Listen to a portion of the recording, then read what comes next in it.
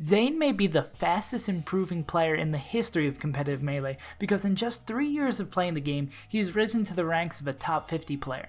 So let's take a look at his path there and then check out his 2017 so far to see where he might jump to in the rankings for this year. The rapidly improving Marth main first appeared on MDVA's power rankings in March of 2016 at the 12th spot, but he had been turning heads way before that. He had a respectable 33rd finish at Super Smash Con in 2015, and he won Smash at Xanadu's Fall Arcadian as well in that year. Then in early 2016, he finished 49th at Pound, taking sets off R2D-Lu and Matt.Zeb, which helped his PR bid, but not nearly as much as his performance at a late May Xanadu local. He not only won this event with some of MDVA's best players in attendance like Rishi and Plank, but he had to beat Bones, Rishi, Hat, and Plank to make the grands through losers, and then had to double eliminate Lod to win. With this impressive feat under his belt and his name now in the consciousness of every player in his region, he kept grinding away at his craft, looking to not just be known within his region. And he did exactly this at the Big House 6, where he 2-0'd Pluppin' Pools on his way to the top 64. He ended up placing 17th at the event while taking wins over Tafokins and KJH as well. And that just about leads us to 2017, so let's take a look at how Zain has done at the majors he has attended during this Melee It On Me year. And starting off first, we have Zain's worst placing of the year at Genesis 4. In comparison to his later placings in the year, this 33rd is pretty lackluster, but for a player who is ranked 66th on the 2016 ranking, this isn't that bad at all. It's also important to remember that Genesis 4 was quite a stacked event and still holds the record for most entrants at an event in 2017. Zain's next big event did not come until 3 months later at CEO Dreamland. Here he added Ryan Ford to his growing resume of wins and got some more experience playing against some top 50 players. Then came the beginning of Zain's incredibly impressive summer that started off with Smash and Splash 3. Here he took his highest win by rank of the year by reverse 3-0ing Leffen, who ended up placing second in the event. This insane win that allowed him to finish 13th place above tons of top 50 players brought Zain's name to the forefront of Melee yet again and showed that his win over Plup last year wasn't just a fluke.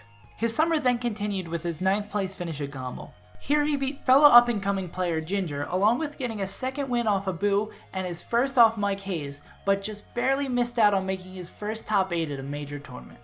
But that dream of making a top 8 only had to wait 2 more weeks till his most impressive run of the year at Super Smash Con. Here he was finally able to beat SFAT during their 3rd meet of the year and only lost to Gods to finish in 5th place, which would be a great run for someone in the top 20, but is absolutely insane for the 41st best smasher according to the summer rankings. Even after his Super Smash Con, he was only second on MDVA's September ranking behind Lod, which probably has a lot to do with his abysmal 5-10 record against him for the year.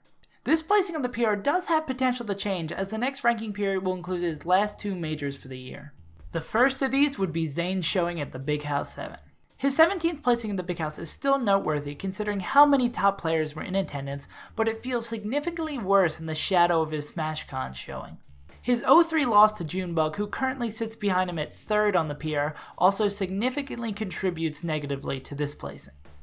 And Zain's most recent major as of the creation of this video is Dreamhack Denver, where Zain was able to make yet another top 8 at a major event this year. He finished at 7th place after SFAT was able to get his revenge from SmashCon and knock him out of the tournament, but not before getting another win on Summit Invite Mike Hayes and the recently slumping Westballs. That about does it for Zain's placings at major events for this year, but before we end off this video, I want to compare his best wins against 2 other top 50 players to get a general idea about where he might currently be ranked for the year.